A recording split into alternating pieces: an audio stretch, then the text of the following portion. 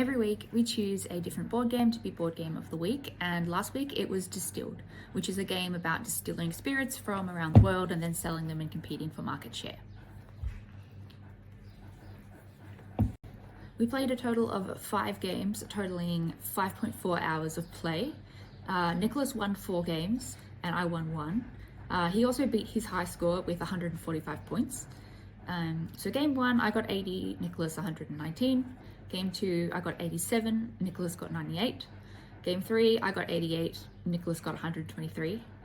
Game 4 I got 94 and he got 145. That was the round that he beat his top score. Then game 5 I got 98 and he got 116. So as you can see, my play improved a bit. His is much higher than mine, but it hovered around the same mark as he was playing around with different strategies. For my strategy, I was focusing on aging spirits for some of the first games, and then after that I chose to make some middle of the market drinks to try and get that sweet spot between like efficiency, cheapness and yield. I tried an interesting idea, which is that I was using my first round to set up that in my second round I could make a whiskey, and then I would hold the whiskey until the end of the game so that it was as aged as possible, and then it would be cashed out for a pretty good number of points. So that worked quite well. With the aging spirits, it's kind of difficult because they're quite expensive and you've got to get a barrel every time.